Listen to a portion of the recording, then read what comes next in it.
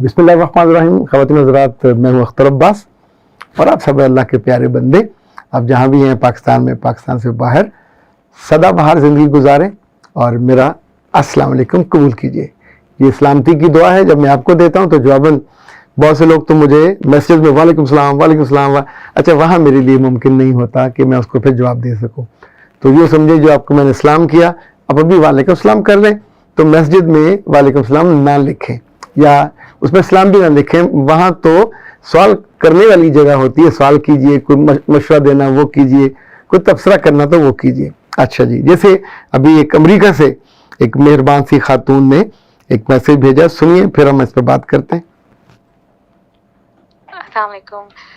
अच्छा, बाकी सारी बातें एक तरफ, लेकिन मैं ये ज़रूर ऐड करना चाहूँगी कि अपने बच्चों को कभी किसी के पास ना छोड़ के जाएं, चाहे दादा दादी या नाना नानी, चाचा मामा, जो भी जितना भी बच्चे से प्यार करते हो, फिर भी माँ बाप जैसा प्यार या तवज्जो नहीं दे सकते। तो आप अपने बच्चों को कभी किसी के पास ना छोड़ के जाएं, क्योंकि हाँ, जो फिर बचपन के इश्यूज होते हैं उनको क्लियर करने के लिए ज़िंदगियाँ गुजर जाती हैं और सबको अख्तर साहब जैसे लोग नहीं मिलते, और या उनकी ज़िंदगी में कोई भी ऐसा जो उनको कहते हैं ना कि एक दलदल से खींच के निकाल सके, सबको नहीं मिलता है।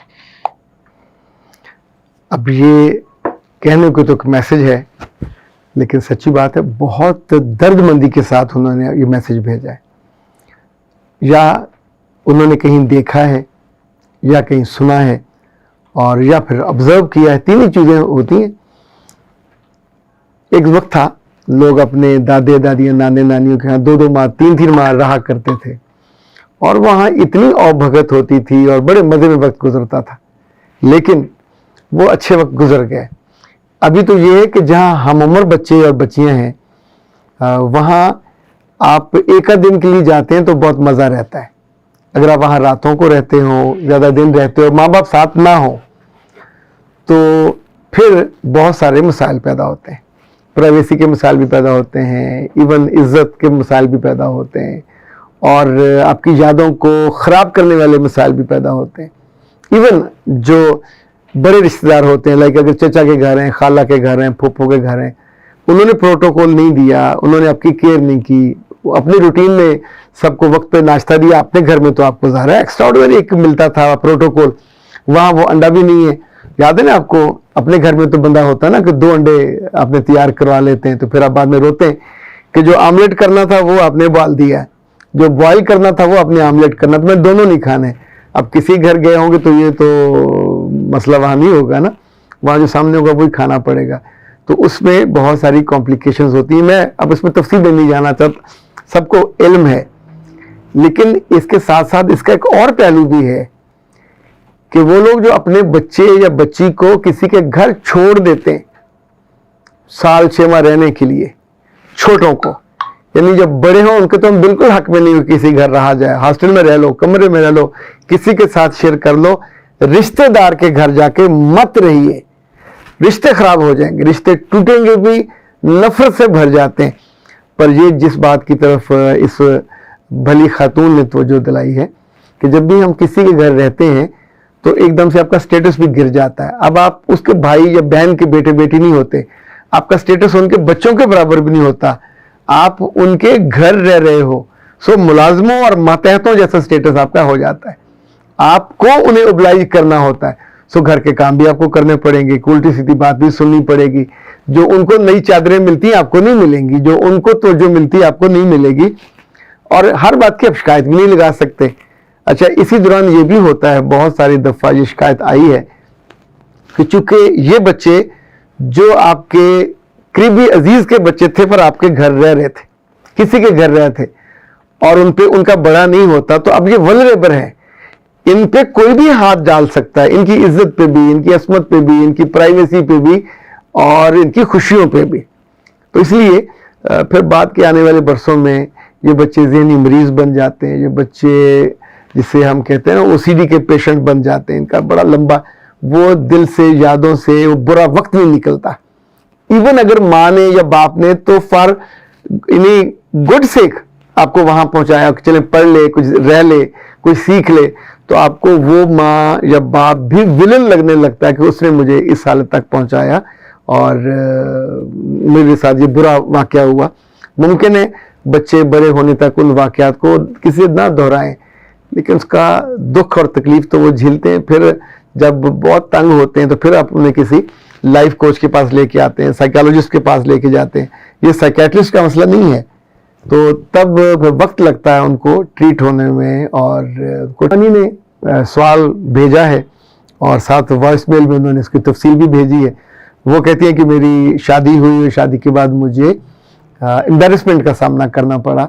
मुझे मेरे मियाँ ने मेरे अंडर आर्म्स की ब्लैकनेस की तरफ तवज्जो दिलाई और मुझे बहुत एम्बेरसमेंट हुई, तो मैं क्या करूं।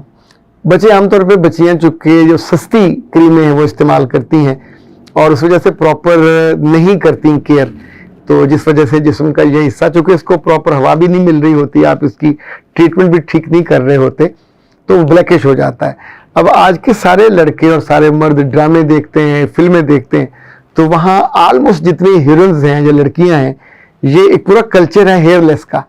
और जितनी हीरोइंस हैं जब वो डांस करती हैं, बाजू ऊपर करती हैं, तो ज़ाहिर है उसी जिस्म के साथ उनका वो कलर मैच किया हुआ होता है। एक ज़माने में तो बड़ी हया होता था, लिहाज होता था, तो अपने बालों को आगे कर लेती थी। कभी यानी स्लीवलेस भी होता था तो अंडर आर्म की तस्वीर नहीं बनती थी और उसको यार थोड़ा वो कर देते थे, ब्लर कर देते थे। पर अभी तो जितनी लड़कियां हैं, इवन पाकिस्तान की अब फिल्मी ड्रामों की हीरोइंस, लिहाज खत्म हो गया, वो पूरा कल्चर बदल गया।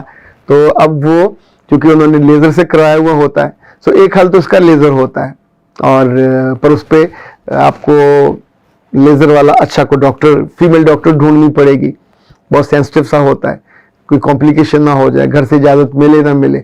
दूसरा फिर नाज हब्स वालों ने इसका बहुत अच्छा एक बनाया था अंडर आर्म्स वाइटनिंग मास्क, ये आज मैंने उनसे मंगवाया है, तो ये बड़ा खूबसूरत सा है।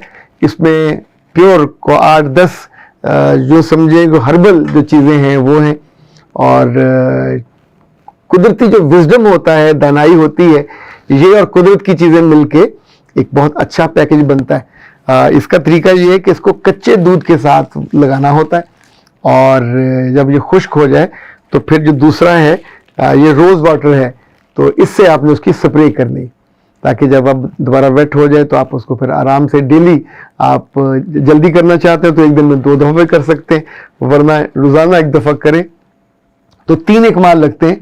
बिल्कुल वो जिस्म का वो हिस्सा जो ब्लैकिश होता है, आपको बुरा लगता है या आपके मियाँ को बुरा लगता है, उसका बाकी जिस्म के हम रंग हो जाता है। ये वक्त, ये ज़माना ऐसा है कि जिसमें जो मसला भी होता है उसका हल निकल आता है और यही उस हर अहद की एक अपनी ब्लेसिंग होती है कि कोई ना कोई आपके मसले को जानने वाला। इनका जो एड्रेस है आप उनसे रब्ता कर सकते हैं 0300 041 9942। अच्छा, मुझे एक हमारे बहुत प्यारे हैं अब्दुल सलाम आरिफ साहब, ये एक ज़माने में वापडा हाउस में होते थे, फिर नए वक्त में रहे, वहाँ एक हमीद निज़ामी इंस्टीट्यूट था, उसके भी सरबराह है। तो मेरे पुराने दोस्त ने मुझे पिछले दिनों फ़ोन किया और कहा कि तुम बहुत अच्छी अच्छी बातें करते हो, तुम्हारे छोटे छोटे क्लिप मैं भी देखता हूँ, लेकिन तुम ये लोगों के जो मसाइल होते हैं उनके हल क्यों बताते हो। तो मैंने उनसे कहा कि आप क्या चाहते हैं, हल हम नहीं बताते तो बच्चियाँ अपने घरों में उनका जिस्म गल जाए, वो एक ऐसी ज़िंदगी गुजारने लगे। ज़ाहिर है जब अपनी माँ को आप नहीं बता पा रहे, बाप, ये इश्यूज ऐसे हैं कि अब नहीं किसी जिक्र कर पाते। और अगर इतनी बच्चियाँ जब कहती हैं कि सर अल्लाह ने हमारे लिए एक विंडो बना दी, हम आराम से आपसे बात कर लेते, ना हमें अपनी कोई पहचान का मसला होता है, ना हमें कोई शर्मसारी का मसला होता है, इवन कभी कोई गलती हुई हो तो मैं उनको शर्मिंदा नहीं करता, बल्कि फ़ौरन किसी ना किसी डॉक्टर से या डॉक्टर साहब से रब्ता कर रहे, कहते हैं कि ये मसला आया है तो प्लीज़ इसका हल ढूंढें, इसकी कोई मेडिसिन बना के दें। और अब उनके जो इतने सारे प्रोडक्ट्स हैं, मैं आपको सच कहूँ उसमें कई सारे प्रोडक्ट्स ऐसे हैं कि जिनमें अगर क्या चाहिए कोई नेकी और उसका कोई आप क्रेडिट देना चाहें तो आपको भी मिलेगा, साथ थोड़ा सा मुझे भी मिल जाएगा कि उस मसले को मैंने सलूशन की तरफ लेके गया और कुछ कंसर्न लोगों से बात की कि कैसे उन बच्चियों पे, अब हर कोई ना तो डॉक्टर के पास जा सकता है, ना कोई बड़े कंसल्टेंट के पास जा सकता है, घर पे नहीं। हमें लगता है दुनिया बहुत तेज़ हो गई है, पर अब भी छोटे शहर, पेरिफेरी, कस्बात, वहाँ बच्चियों की ज़िंदगी आइडियल तो वही होता है कि वो हीरोइन जैसी लगे, लेकिन मिजरी के साथ जो छोटी छोटी गलतियां हो जाती हैं, जो सस्ती क्रीमें, सस्ते पाउडर, ये बाज़ दफ़ा आपकी शक्ल बिगाड़ देते हैं, जिस्म बिगाड़ देते हैं। तो उसका हल फिर आप वहाँ आसपास तो किसी के पास जाओगे तो और बदनामी होती है। यानी छोटी जगहों पे कोई ना कोई डॉक्टर अगर किसी के पास जाते हो तो वो जान पहचान वाला निकल आएगा, कहीं ना कहीं जिक्र कर देगा। सो अलग तरह की एम्बेरसमेंट होती है कि आप अपने जो यूँ समझें वो इश्यूज जो हैं, जो आपकी ज़ात के इश्यूज हैं और जो आप चाहते हैं छुपे रहें, किसी और से बात करते हुए बंदे को 100 दफ़ा इशू होता है, तो या तो बराह रास्त डॉक्टर साहब से रब्ता कर लिया करें। अब हमसे करते हैं तो हम फिर उनसे ज़रूर बात कर लेते हैं, नाज हब्स वालों से भी और पाकिस्तान हब्स वालों से, और फिर वो कोई ना कोई हमें उसका नुस्खा और हल बता के दे देते हैं।